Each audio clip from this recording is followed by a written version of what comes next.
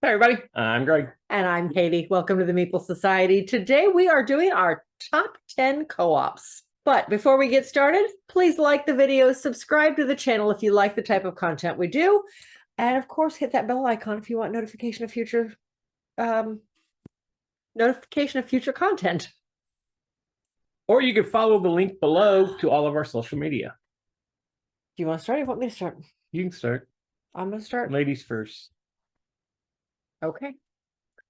All right. Well, my top 10. Yeah, we're doing the top 10. My number 10 is one of my favorites, obviously, or it wouldn't be on this list, right? There's an idea. This is space themed. You are fighting to save the ship, to get the ship up to warp speed. You know what I'm talking about, don't you? Anyway, this is The Captain is Dead. Now, we discovered The Captain is Dead quite by accident many years ago when it was only available on Game Crafter. We needed a little extra money onto our cart in order to get free shipping. We needed a little bit money because all we were doing is buying some little bitty game pieces. Yeah, we had like $5. Saved us a lot of money to just not even look at the games, but we did, and we discovered The Captain is Dead. We quickly fell in love with this game. It is a 7-player cooperative where everybody chooses a different role on the ship, and you are each taking turns trying to fight off aliens and to, oh my gosh, repair the ship. Meanwhile, in between turns, things are happening that are destroying the ship. They are taking systems down. They are destroying systems. They are putting new aliens on. The cards are bringing in alien ships that are firing at the ship. It's just a lot of fun. We've got some great memories attached to this one. Everybody we've played it with seems to really enjoy it. But anyway, that is my number 10. The Captain is Dead. This is actually number 13 on my list. I see. I didn't write down all my extras. I just wrote down my 10. It dropped, I guess, because we haven't played it that much lately. But we've played it a ton. So yeah, we have played it a lot. So, but my number 10 is Arkham Horror. Not the card game, but the board game. Really? Yeah. I think this was in my top 20. I don't have my 20 in front of me. At least 2 or 3 times. I think more than that, because I think was it on one of our game challenges? I think it was one of our challenges a few years ago. So we played at least 5 times. Yeah, I really like interesting one. Getting around the board. I mean, so yep, that's Arkham Horror. All right. My number 9, I did this backwards with 10 on top, so I keep looking at the bottom going, that's not right. My number 9 is, how would you describe this? I don't know. I don't know the game. My number 9 is So Clover. So Clover is, plays up to 6 players. It is, hello, Jarvis. The idea is that everybody gets 4 cards with 4 words on it, and you have to put them onto your Clover secretly and come up with descriptive words that fit 2 of the words on your card. Yep. And then you take all those cards off of the Clover, mix an extra card in just for confusion, and then give them to everybody else who's playing to try to figure out. So it's one of those games where there is no loser. You're trying to, as a group, you're trying to beat a certain score. Yeah. You try to better your score, and But you have to try to get into your partner's heads as to what they were thinking. It's just a lot of fun. This is something we've even gotten my mother to play, and she really enjoyed it. But it's a great one. Yeah, this didn't even make top 15. So my number 9. Okay. Is a game we picked up at Dice Tower West. Okay. It's all about we picked up. Secret agents. Oh, Dice Tower West. For some reason, I was thinking The Retreat. Okay. Agents of Smersh. Agents of Smersh. This is a neat one. The I do like edition. This one. Yes, this is really cool. Now, this is I'm guessing, well, I was told this is a lot like Arabian Nights on how that's what I've heard. Go to different places and you read the book. And this one, I like the fact that you're pulling a card, you're going to an area, or you're playing a card in it to go to a certain area, or you're moving. I can't. We've played it a few times. It's been a little bit. spaces, pick up the card for the area you decide to go to. You can travel by plane, if I remember correctly. Again, we've only played it a couple times. Yes. We But need to when get it you back to the get table. there is two choices they give you. It's in the book. Somebody else is reading the book. And they give you two choices. And you pick one, then you roll a dice. And that adds to the number of the choice you made, plus there's one more number that you get. Yeah, it's... And then they read it. They tell you what kind of skill you got to deal with to do the challenge. And if you win, you don't. But I think it was really cool. Like the one time we played it at Dice Tower West, the designer taught it to us there. It was just a short little game. And then we played it again with a couple friends. I think we were stretching the game out because we were trying to make sure we had everything we needed to go defeat. We could have ended it much sooner and been fine. I think the end of the adventure would have been much more epic had we not spent so much time building our characters up to the point there was no way we could lose. Yeah. So yeah, I think we definitely because we walked in there and just walked right over it next time. Yeah. I think it'll be interesting. So we need to get back to the table. But that's Agents of Smirch, Epic Editions. My number 8 is one we actually played on the 24-hour marathon. We've played it with friends. We played it in Virginia with a couple of my high school friends and some of her friends. This is hysterical. It's a 20-minute game. It is hysterical just because of the app. This is Last Defense. Oh, okay. Yes. I think part of my love of this game is one, the app. The app is hysterical. But two, how short it is. It's so short. It's so campy. You are literally playing everyday people trying to fight off aliens, to help first responders to fight off the aliens that are invading the city. And they're popping up all over the place, and you have to look for resources in order to help take them out. And meanwhile, you have to rescue the scientists so the scientists can actually take them out. It's just fun. You play a dog. Yes. I mean, there's the dog, there's the barbecue dad, there's the soccer champ, there's the nurse, there all sorts of just everyday people. And it's, like I said, we've had fun with this one. Every time the app makes it a lot cooler too, because when you take out one of the aliens, and it cheers. But then the whole news report thing, And it definitely is immersive because of that. I really enjoy this one. And there's a certain speed aspect to it because you're on a timer. It's just fun. I love this one. But anyway, that is totally drawing blank. Last Defense. Could not remember the name of it. It's so good she forgot it already. I couldn't remember. It didn't make my list. I don't think it. Well, no, I've had one. The captain is dead from your list so far. Okay. Where are we at? 8? Yes, we're at 8. My number 8 is one we just played last week. It is Marvel Legendary, the deck building game. Okay. I love this game. This one's so good. I mean, because this was basically, I think this was our first deck building game we were introduced into. No, Trains was our first deck building game. Trains was the first. This was definitely, if not second, it was pretty early. Your brother and sister-in-law introduced us to it. Yes, probably. Which have introduced us to a lot of games. Yes, they have. But it's just the fact that there's so many expansions, but it just doesn't, you don't play with all the expansions. No, you pick, okay, we're going to do this guy. And then we're going to take this hero, this hero, this hero, this hero. They could be part of a group. They could have just been random people. You can play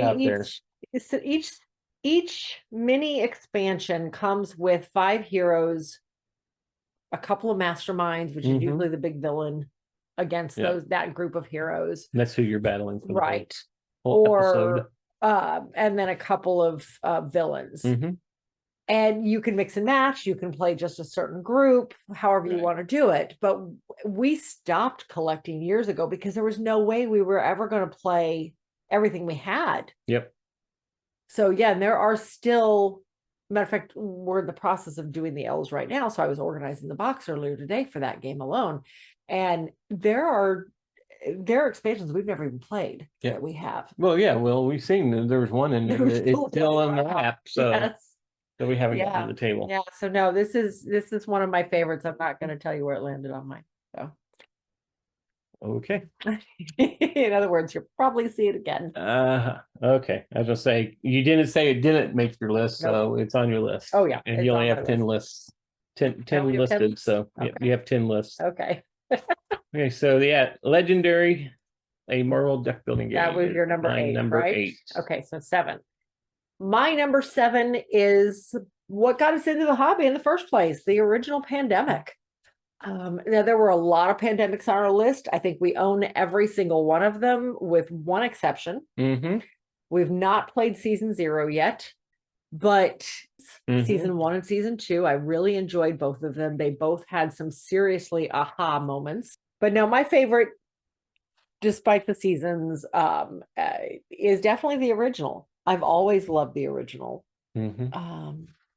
But I think both seasons added a twist to it. It definitely added some to it, but I would still play the original any day.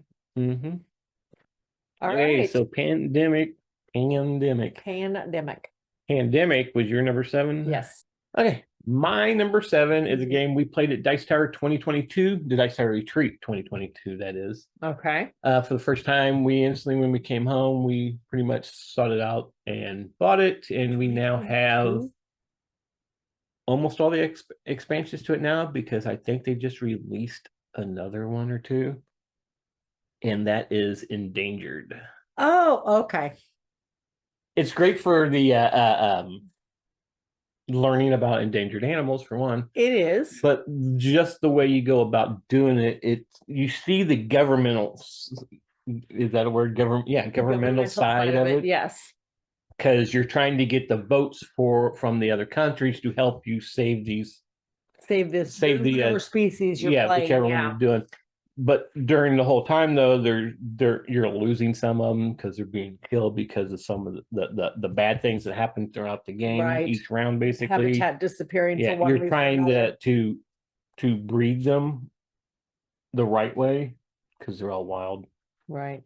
But you're trying to bring up the population. Why there's other things trying to wipe out the population. It's an interesting game, that's for sure. I don't think it made my list. I only have. You only have 10 listed. I didn't write the rest of them down. We have some expansions still to play on it, but yeah. Number 7 is Endangered. All right, my number 6 was my favorite for a very, very long time. It wasn't the first cooperative we played, but I would not be afraid to say it was definitely the second.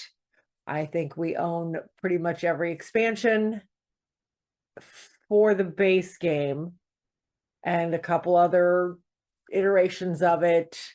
This is Zombicide. Okay, I was gonna say you already did Pandemic. Nope. We own all those expansions too. That was back in our gotta have it all phase.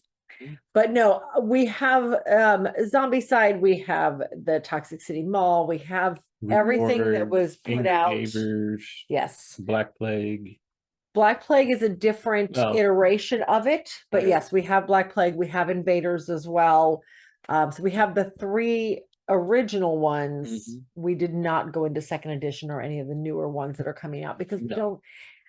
I love this game, but unfortunately I am in the minority among our friends group, so it does not get played nearly as often as I would like. Well, it got played a lot when it first came out. It did get played a lot when we first got it. Because it was something different. Exactly. And it was something we could play 6-player. We could all work cooperatively. So it was an easy, I won't say easy to get out, but it was always fun to play. In fact, at one point, our oldest son, we were so engrossed in this silly game that Justin and I created a 28 board scenario. And we played, it took 2 weekends, 11 people the first night. I think we ended up with like 8 people the second night, and it came right down. We got overwhelmed. We lost. We got completely overwhelmed by zombies. So, but yeah, we have all the extra packs. We have the dogs. We have way more than we'll ever use. Yes, put it that way. But I'm sure there's some expansions we haven't even opened up yet. Zombicide? No, we haven't. Zombicide. Oh no, we haven't played with all the characters, but we've opened everything. Okay. Yeah, that is my number 6. Number 6 is, it goes right along with the Zombicide. Okay. We bought this game solely because we wanted the miniatures for it. because we were still role playing. We said, "Oh, look at all those miniatures. We can get those miniatures. Who cares about the game? Let's get the miniatures and use them for role playing." Sit right over here. It's not there anymore. But this is Massive Darkness. But this is the first edition of Massive Darkness is what we have. We did not get into the second because because we hadn't finished the other expansion for the first we haven't one even yet. finished all the content for the first one.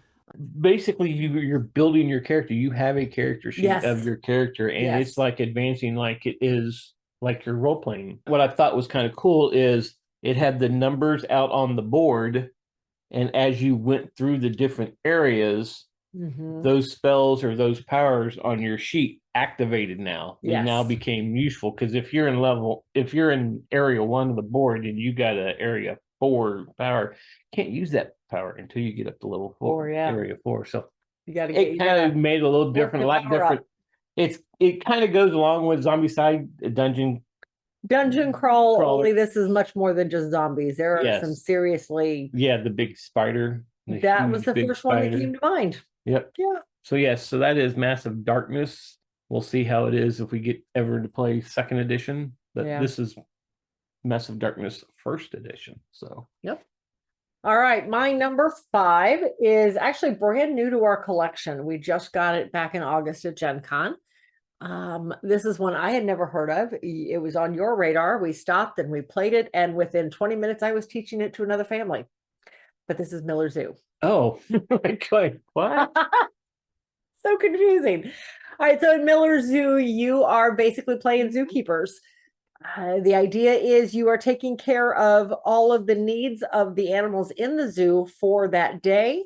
And then hopefully you have enough resources left over where you can go to get other animals to come into the zoo. You can go to procure other animals, and these are all rescues. These are all, are they rescues? Okay. Yes, they're rescues. Couldn't remember. But it's just a really interesting cooperative game. It plays, I think, 4 or 5 player. I think we've always only played it 4. Yeah. But it's not one of those where everybody takes their turn in order. You can literally take half your turn, and then a minute later, a few minutes later, let somebody else do what they need to do, and then finish your turn. So because your turns are all outlined by the cards in front of you, so you may not have exactly 5 turns every round or 4 turns every round, because one turn is going to be moving, and then you're going to be using one of your cards to, I don't know, to feed one of the animals or to play with one of the animals or whatever. And then you'll use another card to move again and do something else. But your cards are all dual purpose, so you may only get 1 turn. You may just literally go to 1 pen and take care of all 3 animals there, and that's your entire turn. But it's interesting the way everybody has to figure out the best movements to get everything taken care of so you don't lose cards. We have come so close to losing this so many times and squeaked it out somehow. Have we lost this yet? Yes, we have lost. We ran out of cards. Yep. So we've run out of cards a couple, and that is the losing factor is you run out of cards, period. Yeah. So. This is a really cool game. I mean, especially it's actually based on a real zoo in Canada. So well, I love the fact that it is so simple. It is so easy to teach. It is a 2-minute teach. Yeah. So that is my number 5, Miller Zoo. Okay, my number 5. I can't believe I don't even have Miller Zoo on here. I really liked that game, and it didn't make it. Shame on you. Now, we did this with Pub Meeples, so Pub Meeple apparently didn't like Miller Zoo. I don't know. It didn't put it out there enough. I don't know. It didn't make my top 15. It only put it up against things that you like better. That's all. So this number 5 is Siege of Rundar. Okay. This is a cooperative deck building game, which is kind of cool. I mean, because it's a castle defense cooperative deck building game. So you are playing cards to do different things. Some of the cards could draw out some of the orcs or ogres to come and attack the castle. You are digging out a tunnel to get out of the castle with all the gold. Plus, you're defending the castle to keep them from getting in there to get the gold. Yep. the whole time also getting resources over to the cards so you can upgrade with the cards. So upgrade your weapons. Yep. You start with 10 cards. 2 of the cards come straight off and go underneath your folder. You start with 12. 2 of them come out. 12. Okay. Yeah. 2 of them come out, so you don't know what they are. It could be bad ones. They could be bad ones because you start with 2 orcs in your hand. Yes. And when the orc comes out, they come out. You draw an orc card. But so you're playing cards. So to get a upgraded card, it shows where they're at on the board over here and how many resources it's going to take. So you're cooperatively bringing the resources over and putting them on the cards. So then you're deciding who's going to take this card. And when you do get a card, you put it in directly into your hand. Yes. And then you take one out of your deck and take it out of the game. And it's out of the game. So you're continually only having 12 cards in your hand. Yep. Or in your deck. In your deck 5 to play at a time, with. yeah. But I think that made it really cool and how the so, upgrading went and the fact that you're defending a castle and there's so much going on. Yes. It was definitely different. This was interesting. Mike DeLisio taught it to us, and he gave us a very, very good piece of advice at the end of the teach, telling us that everybody needed to specialize. Don't try to do everything. Yep. Because if you try to do everything, you will lose. Mm-hmm. And it really worked out well. Yeah. So we won. We were in the last group of orc cards, I want to say. So we were pretty close to being out of cards. Yeah, because you'll lose if you run out of orc cards. Or if you run out of orcs or gold. Or gold, yes. So it's a really fun game. Yeah, I was kind of surprised how much I enjoyed this one. I want to look for this one. Yeah, it was a good one. I agree. This is one that's not in our collection. No. All right, my number 4. My number 4 we've had for a while. There are several others that have come out in this line, but I've only ever played 2 of them. This one's my favorite. But this is Thanos Rising, the Marvel Avengers Infinity War. To play this one, you are basically fighting Thanos. You've got 3 quadrants, and there are 3 cards out in each quadrant with various heroes and or villains in them. And the idea is you're trying to recruit the heroes into your team while trying to fight the villains at the same time. And you have a pool of dice based on the heroes you've recruited. You start with 4 and you kind of build from there. And we've had some great games of this. We've had some games that have been almost table flipping. One of us always has a good game. Sometimes the other never gets anything. Right. And that makes it difficult. But years ago, this was one of the games. This was actually the game that made me seek out a low profile Lazy Susan. And we've since started playing it on a Lazy Susan. So you can just kind of turn the board to whatever set of cards you're looking at to make it easier to see. Yep. And I don't know if I think that enhanced the play for me. We've played the Harry Potter version of this, and it's fine. I actually found it was a little harder. Not that this one's easy, because the whole point of this is you're trying to keep Thanos from getting the Infinity Stones. And if he gets a stone, well, then more bad things happen. Let's just put it that way. So, but yeah, this is one of my favorites. I will play this anytime somebody wants to play it. So this is Thanos Rising. Thanos Rising. Why am I drawing a blank when it says time to say the name? I don't know.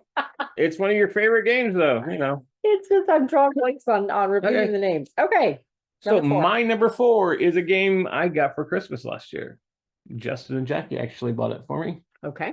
And it is quickly becoming one of their favorite games to play too, and that is Horrified American Monsters. They actually have that base, the original Horrified, the one with the Universal monsters in it. Yes. When we first played this, we realized, we're experienced gamers. We can take on 3 monsters. Easy peasy. Yeah, but little did we know on our first time that we put out one of the hardest monsters to kill. Yeah. We still have never beaten we quickly monsters. Got beaten. Yeah, we have not won yet, but it's worth playing again and again and again. They have a new one of Horrified Greek Gods. Oh. That just released. Really? Yeah. But anyway, this one is really kind of cool of how you got to run around and pick up resources types of things. Right. To be able to take out these monsters, because each monster is going to require certain things to be able to take them out. Certain icons, yeah. Plus, you got to dodge around them. You're trying to get villagers home to their areas to be safe. Plus, take out the monsters. So yeah, it's a lot going on. There's a lot happening. Yeah. And the board, it doesn't feel like it's very big, but when you're trying to get across the board, it's can a little feel big. big, Yeah.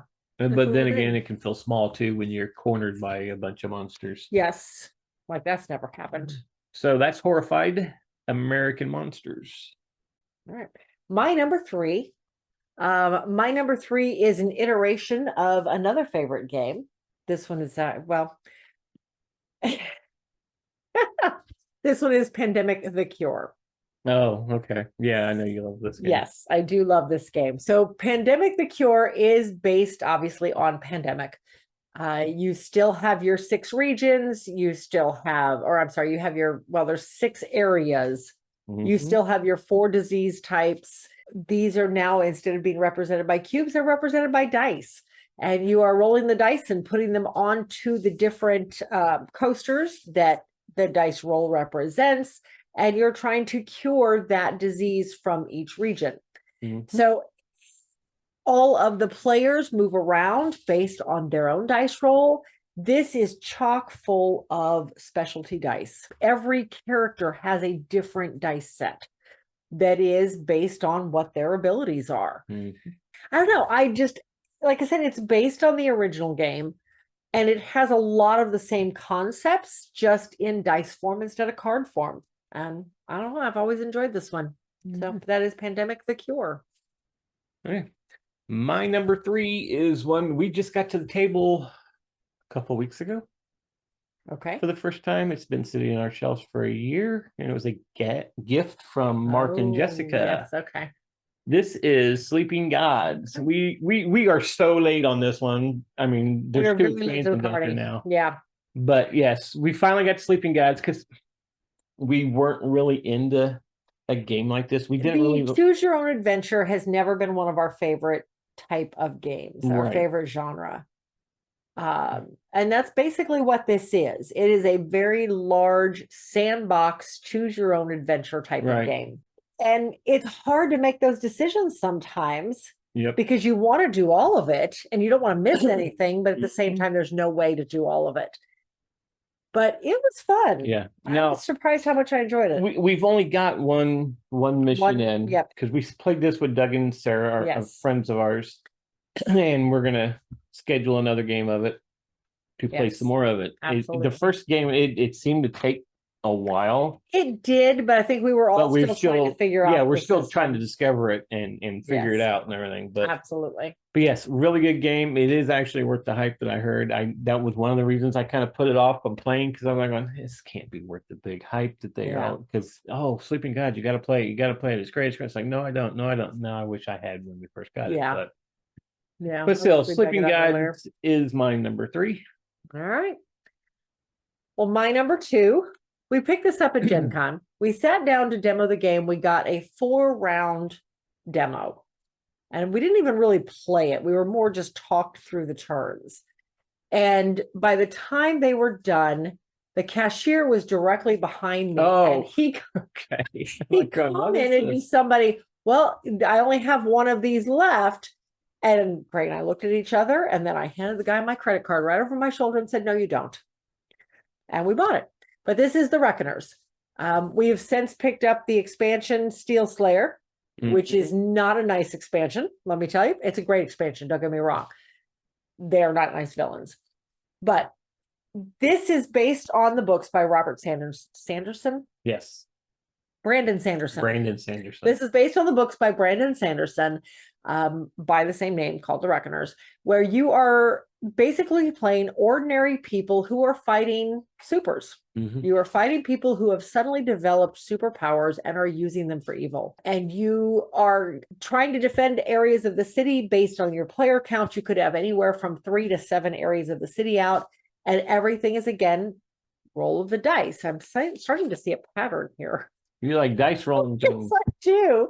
So anyway, I like that press your luck, because this one has a very big press your luck aspect to it. This is another one where you don't play in round order. Everybody rolls at the same time. Everybody makes their decisions at the same time. You can discuss your decisions before you continue rolling. It's kind of like the Yahtzee rolling. You have 3 chances and then you're stuck with whatever you roll on the 3rd roll. No, I really like this one. I always have it's a beautiful game.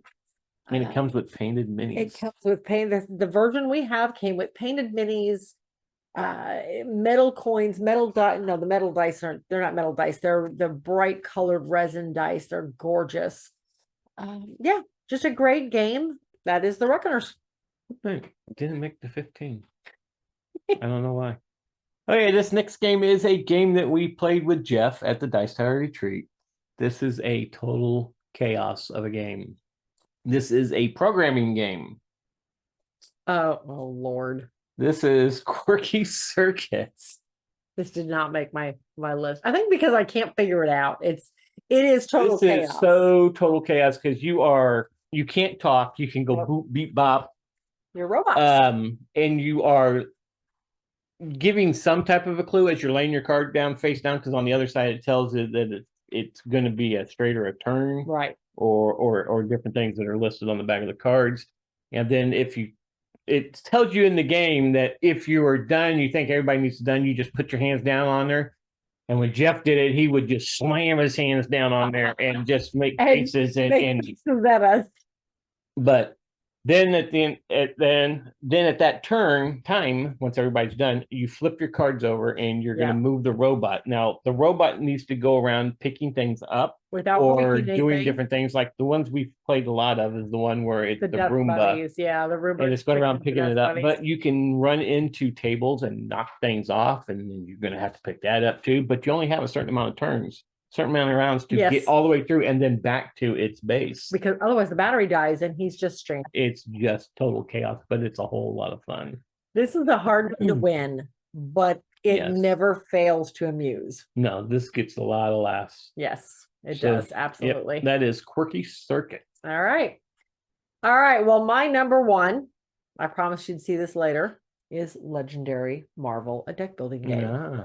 I love this game. I always have. There's just so much versatility and variability in this game because of the sheer number of expansions. Mini expansions with just the card deck, the card packs, and then the full size expansions like Dark City. We have, I think we're up to 7 smaller expansions, and I know they have probably dozens. Oh, they have a ton.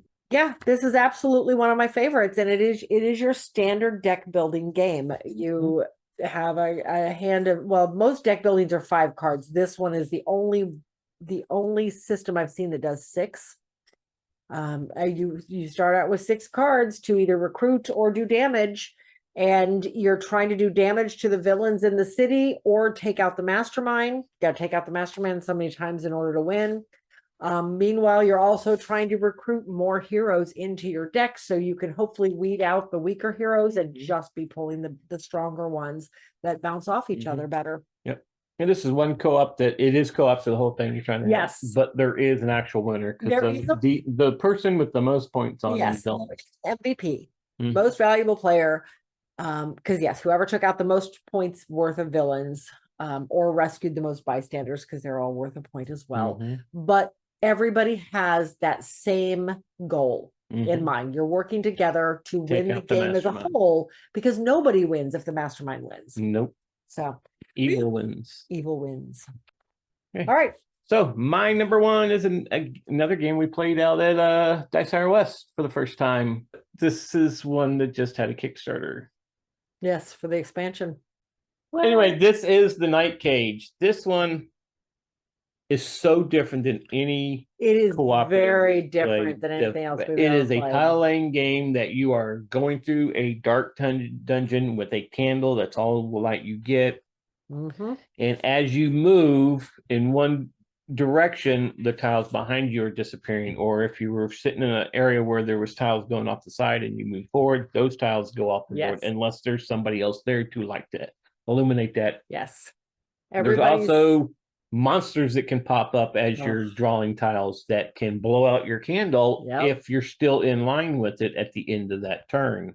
Yes.